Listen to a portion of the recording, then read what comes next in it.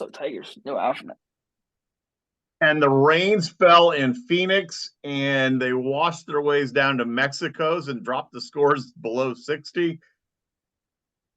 People in Phoenix were seeing red at the Waste Management, but not Sunday red. And of course, there's the LIV report. I hit all four major topics at one time. Joining me, we're playing as a threesome today. Andy Hydorn, Q Mixers. Hello, Andy. Hello, friends. And rounding out our panel this week, Mr. Christian Nazamus, aka the prettiest podcaster in golf. And I am Alan Depew. And you heard it. You see I was weaving there, Andy. I was weaving Waste Management, Tiger Sunday red. We broke the barrier of 60, and now everybody's going low. Where do you want to start, Christian? I think let's just get out of the way. I want to save the Waste Management for later. I want to talk about Tiger's Quick Apparel. I didn't get a chance to really dig a lot into it. I think it looks sweet personally. It drops in May. I'm going to buy myself a pair of probably a shirt, hoodie, whatever. And I also did want to touch on Tiger really quick at Riviera. Do you guys know he hit a drive today on 18, 342 yards? What's his shoulder turn? 60, 69, 70? I watched a lot of his swings today, and honestly, you guys know me. I've said it vocally here on the podcast, like Tiger's done, Tiger's done. This is the first time where I've genuinely seen Tiger swing look complete, and I think that he is in like full control of his golf game at the moment. I'm not saying he's going to win, but I'm saying that I would not be surprised if he put on a good showing this week. Interesting. So Andy, you are Mr. Merchandiser. You understand the ins and outs of clothing better than anybody. Sunday red? I actually called it, by the way. I think it was last week I said, is it time for Tiger to put out his own line? Yeah, you did. Yeah, I did. Yeah, you did. But he did it. And look, it's an opportunity for him, right? I mean, I'm sure his deal with Nike was such that, not like Michael Jordan's deal, that he probably didn't own much of the equity in the business, right? So he's got an opportunity to go try something off on the side, and I think that's what he's doing, and good for him. We'll see how much his name and likeness is worth, because at the end of the day, there's a lot of clothing companies out there, a lot of great ones, but there's only one Tiger Woods. So exactly. I think that I think his brand, I think he rolled this out before he became too senior, shall we say. So he still connects and resonates with the golf pros. It doesn't hurt that, he's spending some time with Riggs and the guys over at Barstool and what have you. And so I think in that sense, it's going to resonate with, Tiger is the needle, as I said.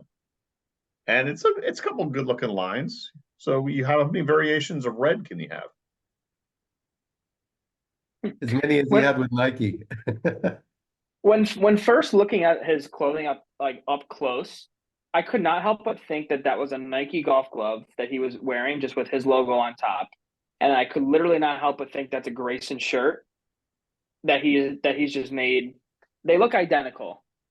I don't know if you guys have looked up close to it or not, but that's what my take was. I'm a big Grayson guy. I love wearing their clothes, and I think their golf shirts are awesome, and in my opinion, worth the money. They look very similar to that.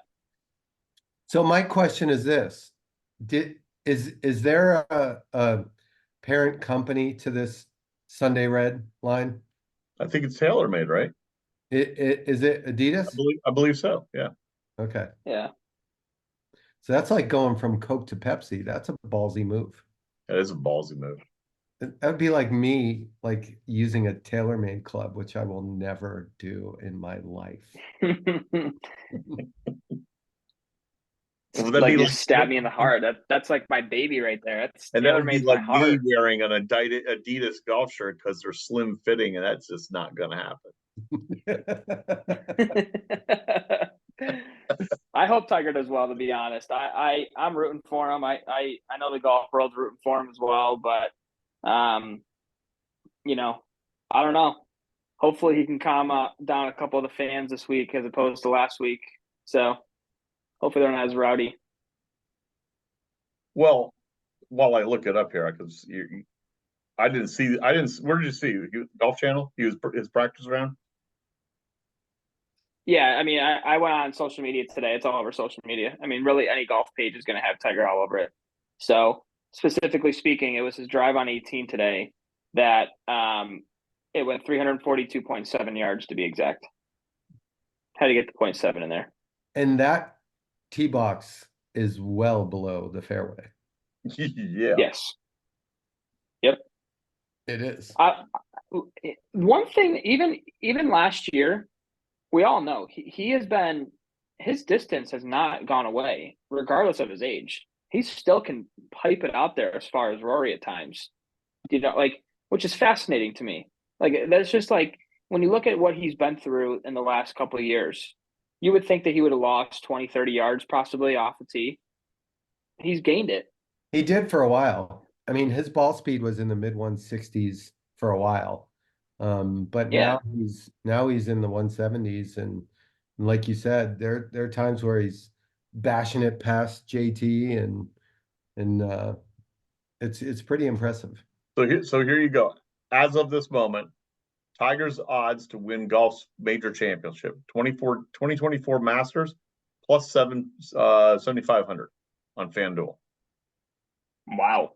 PGA Championship plus 10,000 on BetMGM. No, I'm sorry. That's 2023. Why would they be? Why does it have 2023? Anyway, 7,500 on FanDuel. Because this is Back to the Future, and you're Michael J. Fox, and you're going to make some bets. You know what? I saw a really cool one though. I saw a really cool one on Twitter today. Those little hidden Easter eggs in movies? It was called Twin Pines Mall when you first met Doc. And then it was Lone Pine Mall. Never knew that. Yeah. Because he took out the pine tree. Pay attention. All right. So waste management, or do we want to talk about what's in the water in Mexico?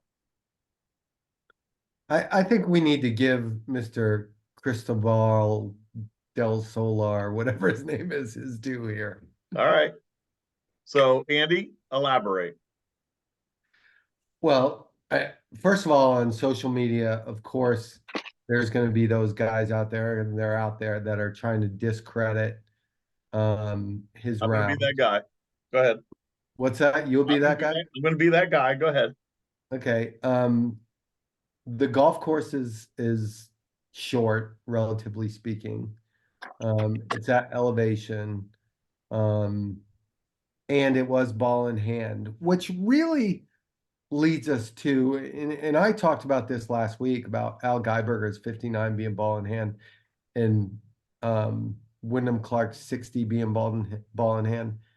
Like, somebody needs to figure out how much of an advantage ball in hand is, because it's clearly. I will reach out to Lou, the stat guy, golf stat guy, and find out. It's clearly a deal. But all that being said, I mean, amazing round of golf. He shoots 57, closes it up with 62, and loses. Crazy. Because a 19-year-old fired a little 59 in there also. So here's my only pushback. Okay. I'm gonna give both sides of it. So my low career round is 63. I just want to chime in, but it was on like a 6,000 shoulder turn. What's that? Did you have the shoulder turn then? Dude, I used to be able to hit the ball. Stop now. So it was on a 6,000 yard golf course, right? Where you could drive par fours, where you could do things of that nature. But as my former golf pro that I worked for said, you still got to hit the shots. That's the key.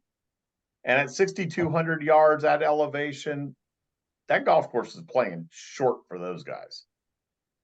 So that would be my negative of it. The positive of it, he still had to hit the shots. 100%. I don't disagree at all. I mean, that's just golf. It's like the same thing with Bryson when he shot 58. I mean, you know, I don't care how easy the golf course is. I can go over to the local course here right next to my house and shoot 55, one par 60, but you still got to hit the shots to do it. Right. You know? Yeah. So I'm just sitting there and I'm like, okay, yeah. It was an absolute incredible round, except that how I want to word this. It's unfortunate that the fans, in my opinion, almost ruined what happened. Elaborate. The fans of Waste Management. I was all over social media this entire weekend, and you saw all these players that were just getting ticked off with, I mean, Billy Horschel, Zach Johnson. Like, they're telling them to, like, shut up. They're telling them to, like, you know, in my opinion, the Waste Management. You're on the Waste Management already? I didn't get the memo of the transition on that. Oh, I'm sorry. No, we're I apologize. We're talking about Mr. 57 still. Oh, I'm sorry. I moved ahead. Then I apologize. No, I made a joke. I'll save all my stuff for that. Just throw the show notes out. Christian, where's the notes? Yeah. Just throw them out the door like we always do. I'm so sorry. I was just getting ahead of myself because I'm just so excited to talk about up over this. What the hell? Hey, it's a new year, new me. Come on now. So Alan, when you're talking to Lou, yes.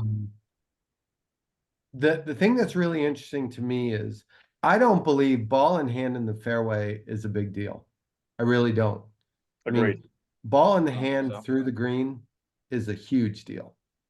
And Al Geiberger's was in the fairway. I don't know where it was in Columbia. I think Wyndham Clark's was in the fairway. So I don't know. It's a really interesting topic that I think deserves some digging. And I erroneously said Mexico. I meant to say Colombia because they were jacked up on powder. Anyway. Yeah. That's not good. Cartagena is beautiful, though. I understand.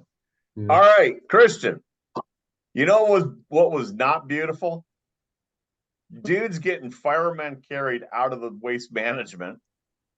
And for the first time ever, they had to shut down admission and they had to shut down the beer tents.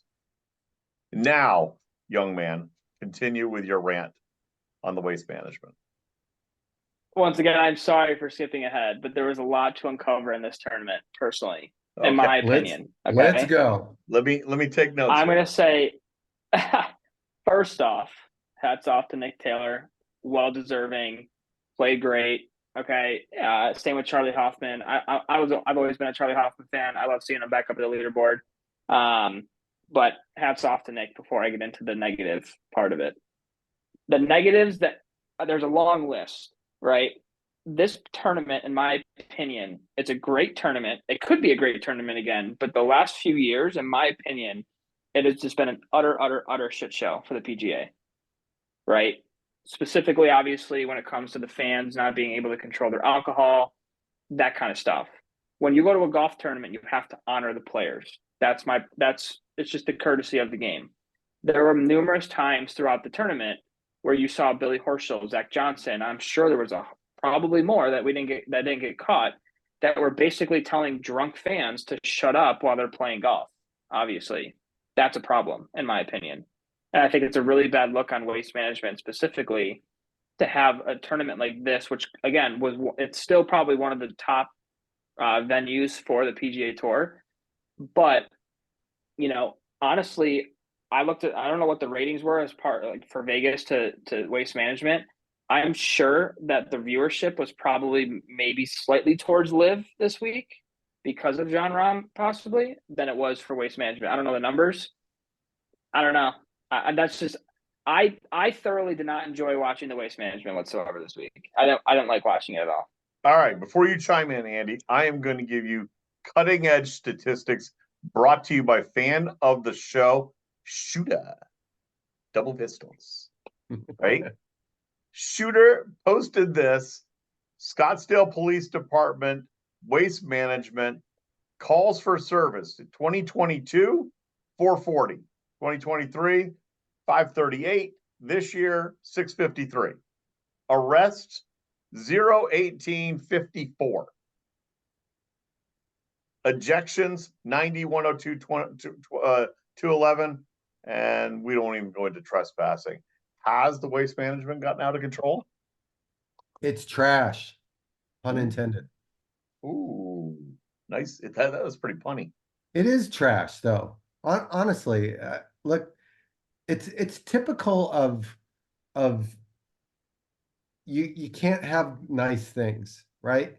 Like the fun of the waste management was the 16th hole, and the people having a good time, and it's gone way overboard, and they ruined it. And I'm with Christian, believe it or not.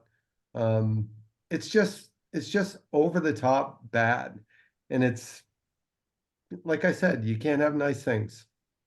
Is this a result of social media and everybody trying to outdo themselves to get more clicks and likes? Sure. 1,000%, 1,000%. Yep. And honestly, I think it's just a terrible image on the PGA as well, personally. And it's not even just the waste management. Honestly, how many tour events have we been to where people are still obnoxious? They're drunk. Like, I mean, going to Oak Hill when I went there a couple of years ago for the PGA, it was the same. It was the same problem. People are drunk. They're obnoxious. Like it's a golf course.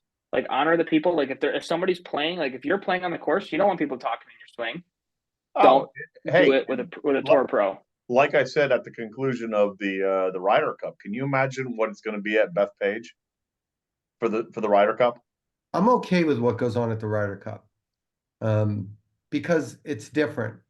They don't just misbehave for the sake of misbehaving like they're doing at Waste Management. I think the Ryder Cup is more about the competitiveness between Europe and the US, and there's more to it there. This is just people having a license to act like idiots, and that's what they're doing.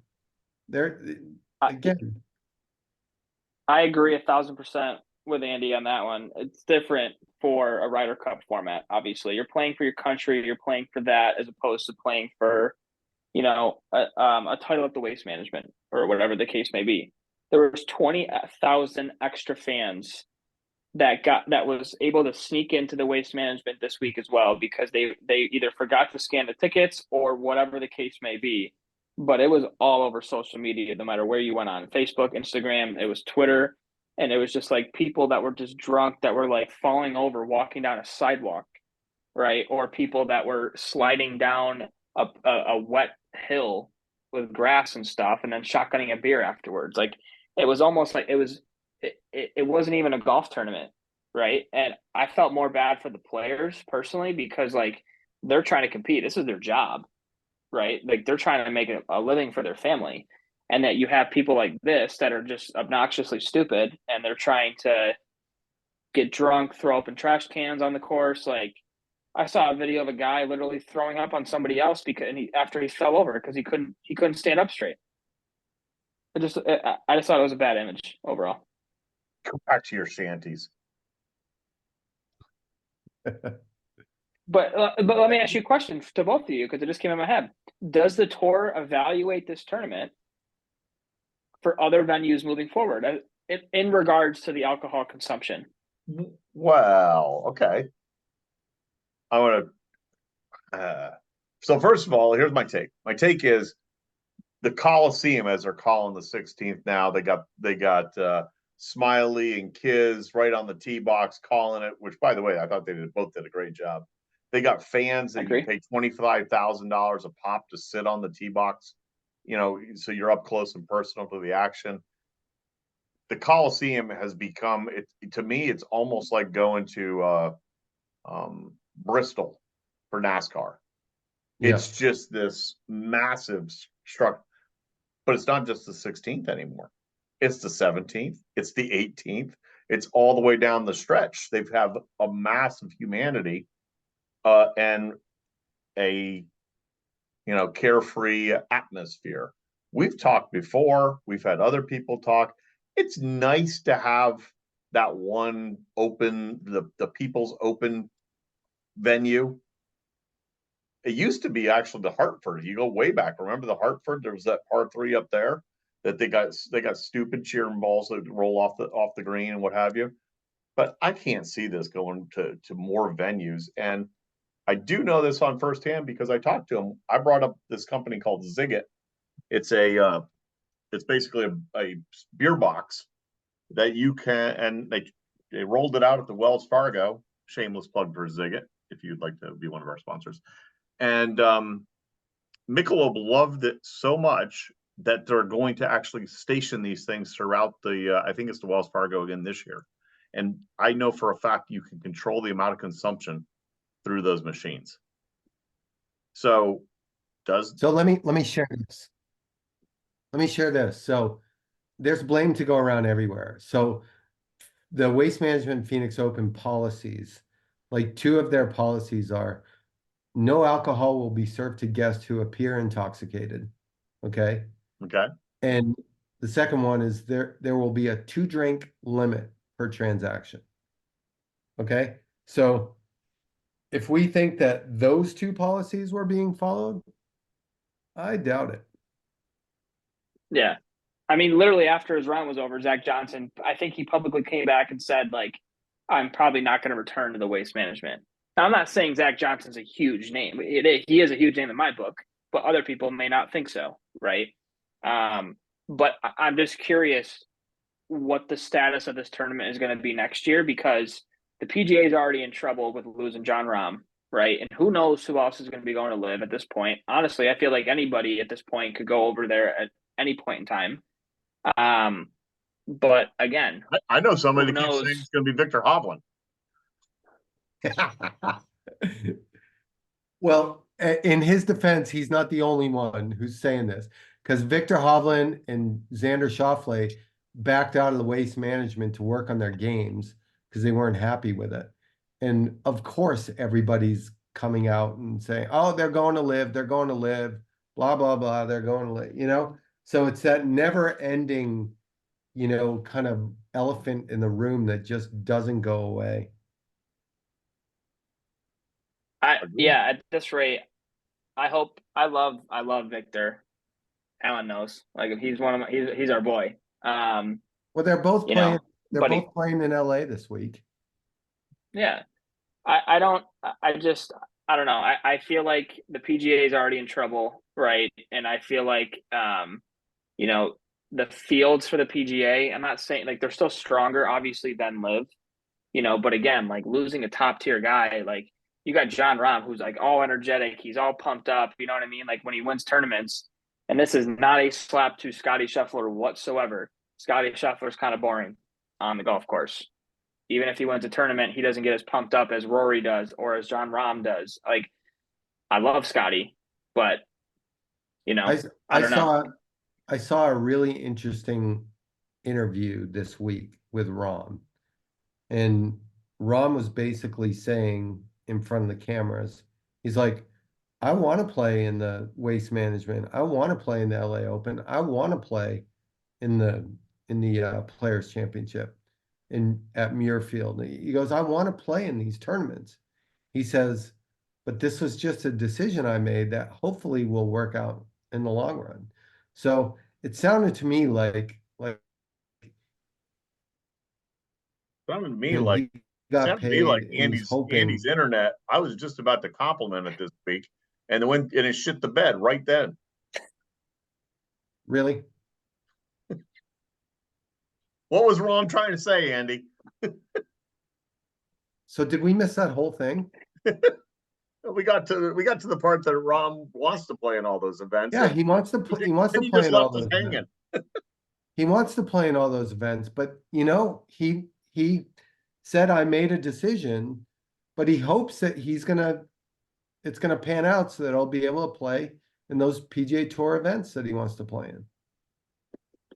Well, this would be a great time to shift to LIV, and the LIV report brought to you by Q Mixers, by the way. Yes. Would you like to tell us about Q Mixers? Yes. Look, people, if you haven't gotten on the bandwagon yet, if you love cocktails and you love to mix your cocktail, you need to be mixing with premium mixers, and there's no better premium mixer than Q mixers. Ginger beers, tonic waters, club sodas, all different flavors, Bloody Marys, margaritas. It's all awesome. Official mixer of the Kentucky Derby. Official mixer of the Kentucky Derby. Thank you very much. Is it, I believe, also the official mixer of Indianapolis? Of the Indy 500. Pretty good company. It is a good, and it's a, I need friends like you to remind me of these things. So thank you. You're welcome. You're welcome. Now tell me about John Rahm in Vegas and LIV. Yeah, so Christian, to your point about viewership, if it were apples to apples, we would know more, we'd have a better feeling. But I mean, the LIV being on the CW versus, NBC showing the PGA Tour is just, it's not a fair fight. So LIV's never going to have the viewership. I personally don't think, like, this weekend it would, even if they were on a kind of similar network, they wouldn't even sniff people watching the Waste Management. It's just, I mean, I barely knew that LIV was even playing this weekend. And one of the interesting things was Dustin Johnson came out and said, I haven't touched a club all winter. And he goes out and wins, right? That's not doing anything for LIV. That's No. basically saying that you don't take this shit seriously. And you're a great golfer and you have great talent, but you could give two shits about it. And you haven't touched the club, and you go out and you win a 3-round LIV event. Against other people, they don't give a shit. and they probably haven't touched a club. I think he's probably more in the minority of that deal, but I don't know. I just think it's. I mean, does anybody ultimately on LIV, and this includes John Rahm, do they care about golf? I mean, think about it. Like, I think they care about golf. I think most of them do. Yeah, I think they care about golf to an extent. Obviously, they all went there for the money. Do you know what I mean? Like, everybody knows it. And the fact that not one single person has come out publicly and said, I went there literally for the money. I mean, they all did it, obviously. $600 million for Rahm or whatever he got. But he's saying that he misses all these tournaments when before he even left for LIV, money was never an object for him. No. And he was a huge hater of LIV when it first came out. But then all of a sudden they flash $600 million in front of you, and now you have a different perspective on it, I guess. Do you know what I mean? How's this for a bit of perspective? Sorry, Alan. So I'm watching, and I love to watch YouTube at night. Like, old golf stuff on YouTube is fascinating. And so I'm watching last night the 1980 US Open that Jack won at Baltusrol, and Asao Aoki finished second. And you know what Asao Aoki took home for finishing second? Just take a guess, Alan. I'm gonna say 72,000. Christian, take a guess.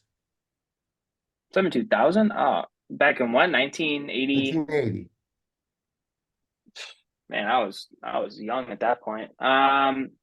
Dude, you I'd probably say I wasn't even thought of. I'm gonna say 12 grand. Embryo. No, 7,000. 7,000. No, 29,000. 29,000. Second place finish at the US Open now is worth 1.2 million. I mean, 29,000. So again, this whole overarching thing about greed is really starting to carry my opinion on not just LIV, but on the PGA Tour too. I mean, it's out of control. And I just think it's ruining everything about the game. And look, I get it. Over time, purses are supposed to grow. Those guys are the best in the world. They should be making great money. But there's a huge difference between great money and what they're making now.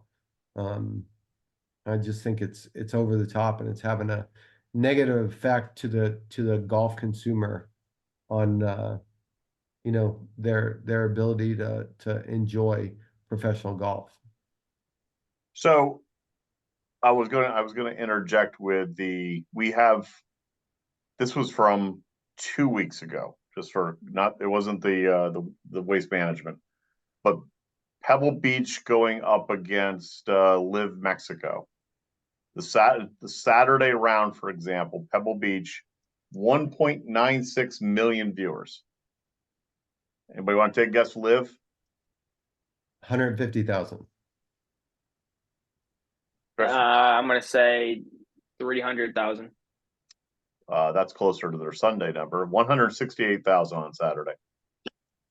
Scary news is, same day, the PGA Tour didn't even crack the top 5 in sports viewing events for that day, and actually finished behind the I think it was Iowa-Maryland women's basketball game. Yeah. Well, that makes sense. I mean, Caitlin Clark's phenomenal. I mean, I watch I the games all the understand time that, when but they're on TV. this is the preeminent tour in golf, and it's not drawing attention. Which raises a bigger question, which is the infighting hurting both brands? I would like to know what the year-over-year comparison viewership was, if it's in the same ballpark or if it's decreased. Because that would be the answer to the question. This whole article that I'm quoting actually, basically the entire focus is on LIV's lack of revenue. I mean, there's nobody there. But I just saw a stat that the average audience for the final round of LIV Golf Mayakoba was 48% higher than the previous year. Well, it was 432,000 for Sunday's Right. round. Yep. So they got that going for them, which is nice. So as opposed to 250,000, right? Yeah. So you're still, I don't know. So the bigger question. There's the John Rahm Terrell Hatton factor, and the fact that John was still Terrell Hatton with his team. It's all about team golf. Yeah, it's not Terrell Hatton though, right? Terrell Hatton's not bringing in X amount of viewers. I mean, he didn't even bring viewership mainly to not as much as a John Rahm would, obviously. Because the team was still playing for something at that point. I don't disagree. I'm just saying, like, as a person, as a golfer, Terrell Hatton's not bringing in more than what, maybe a couple thousand viewers. I'm sure on the CW he can drop a few more F-bombs because nobody's watching. Let me share a couple names with you guys. Okay. I'm just gonna go down the list. Jason Kokrak, Sebastian Munoz. Yeah. Oh. Let me go down the list.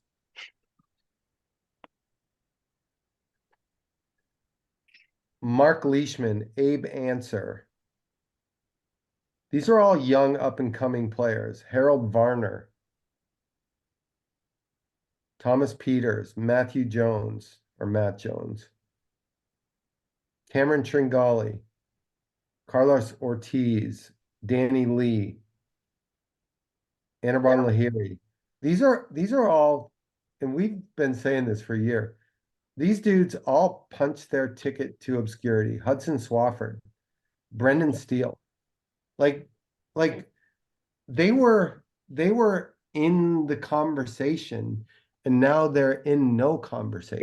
They were knocking at the door to the upper echelon of the tour, and now they're going to go into obscurity playing exhibition golf. Their only chance is top finishes at the Open Championship or one of the majors if they can somehow get into one of the majors, i.e. the Open Championship or US Open, and have a top finish and then have some type of success at the majors. I mean, it's the only chance they got. They're going to have to qualify, and just Mito Pereira is another one. Burst on the Every scene. single person. Dude was one swing away from being a PGA champion, and now he's gone. Yep. And that was the weirdest swing I ever saw in my life, by the way. That was I had a better swing than that. Every person you just listed off that list, great golfers. You have to be to make it on the PGA Tour. I mean, right? You have to be. So the only thing that I feel like a lot of guys on LIV, they went to LIV, in my opinion, for two reasons: money, and they also probably deep down knew that they would never win a major or a tournament on the tour because the fields were so tough. I could be totally wrong for that bold statement that I just made, but look at LIV on their field. So Pat Perez, before he went to LIV, made $33 million on the PGA Tour. And he's a journeyman, like mediocre tour player, right? You look at all those guys that I just mentioned, those guys weren't getting 50 million to sign with LIV. They were not all paid big money. So was it really the right choice for like And that 33 million was career earnings. It did not count the contracts and all the real money, which is sponsorships. Right. He's made $33 million playing mediocre professional golf. And look, he's a great player, like Christian said. He kept his tour card for a long time, but he was a nobody on tour, other than the fact that he looked like a trailer park dude, and people were interested in him for that. But he looked like Joe Dirt. Yeah. It comes down to lack of competition. Think about it. Like before LIV was even a thing, they had to go out and beat, like when he was phenomenal, JT, Rory, like John Rahm, Scotty Scheffler. Like, no offense, like they might beat him this week, but over the course of their career, they're not beating these guys. Dude, and I think it just lacked. I don't know. Of course. How about Cam Smith? Yeah, where's he been? Where are you, Cam Smith? Horrible move. Yeah. Like he was. Where's any of them? I guarantee you John Rahm's going to take a huge step down right now in the rankings and his confidence, everything. Rahm and Cam have their tickets punched to the majors for I've said this a million times now. They have their tickets punched for the next 5 years for the majors, and in some cases, lifetime. But where are they? They're done. We talked about this last week, and I 100% feel like the issue that nobody is considering is that these guys don't play enough serious golf now to keep their games in serious shape. Agreed. So you think going from the atmosphere of LIV with all the noise and the music and all that stuff, which is great, don't get me wrong, but then you go tee it up at the US Open, you don't think you're in a little bit of a shock mode that, oh, this is what it used to be like, There are two players on LIV, in my opinion, that can win any major this year, and it's Rahm and Brooks, right? Anybody else? Honestly, when you look at DJ now, DJ's on vacation mode. DJ just doesn't give a shit. He's like, okay, I shoot 10 over par. I pocketed 150,000. All right, I'm taking whoever out to dinner on my yacht. He doesn't care. Phil doesn't care, right? Bryson, they look like they care when they're in these interviews and stuff, but they don't give a shit. Bryson cares more about Paige Spiraniak than anything.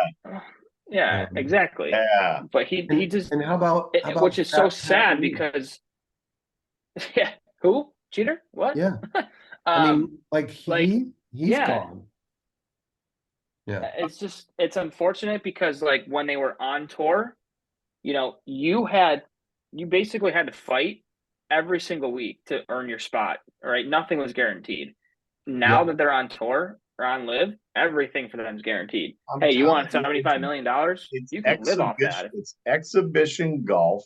But let me just wrap up our scorecard for this week. All right, we're not Nick Taylor. We didn't make 5 out of 6 birdies down the stretch. All right. So, but what we did have, Sunday Red, we give them that's a birdie. I think we can say that's a birdie. Waste management, that's probably a bogey. Christian made bogey this week. Uh, That's a double. That's a double. Double that's a at least, double. maybe Live, even a live, triple. live golf, double bogey, and sub 60 golf down in Colombia. That's definitely an eagle. It's definitely hot play, but not as hot as the hot seat for a Christian Zavis. Oh yeah. It's high time the young man has been placed on the hot seat. I've just been waiting for this one. So Christian, you know how this works. You gotta answer 100%. quickly.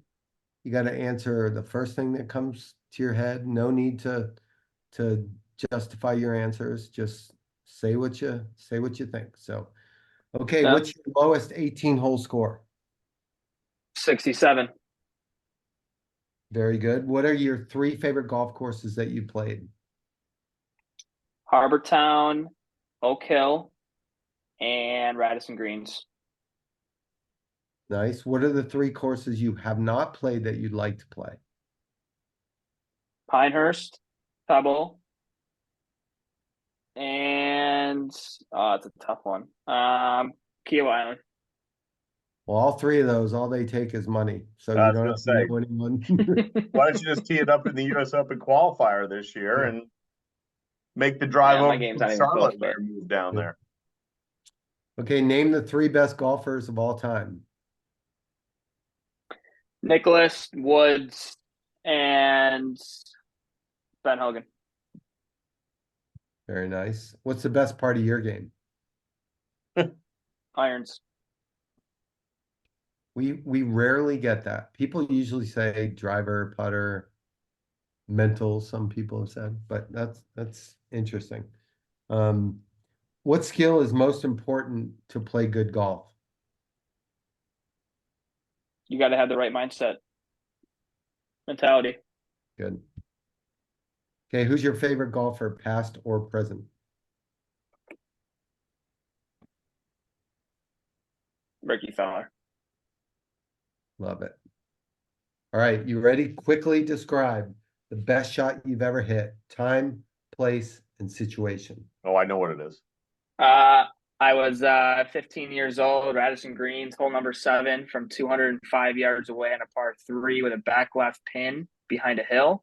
And I one hopped it in the hole for a hole in one. And it was my only hole in one ever. Nice. The So unfortunate part was I never saw it go in. So two of my three hole in ones I never saw go in because they were wish I did, elevated greens. but Still haven't had one, it's all boys. good. So, Christian, what do you cherish the most about the game of golf? The fact that it made me a better person. And it also gives me the ability to meet amazing people and play it my entire life. Love that answer. In the 19th hole question you just answered, you have one career hole in one. So I got one career hole in one. I've come close a handful of times for my second. you've navigated your way on the hot seat fairly easily today. You played Why, fast. thank you very much. Well played. I do play very fast, honestly. Like I kind of have that Brooks Koepka mentality. Like honestly, I don't think of a shot when I hit it. I mean, I do, but like I literally have a shot in my head. Okay, I want to hit a low stinger, or I want like Alan's seen it. He literally has a video of me at Eagle Ridge, and he asked me what I was going to hit, and I told him I was like, I'm going to start it out over this hill, and I'm going to literally snap it in the hole, and that is exactly what I did. I thought you were going to jokingly say in the 18th at Yardley Country Club for our little charity event that we were joking about. We came to 18, maybe had a couple in the bag at that point, and we did some quick math and said, we probably need to eagle this hole.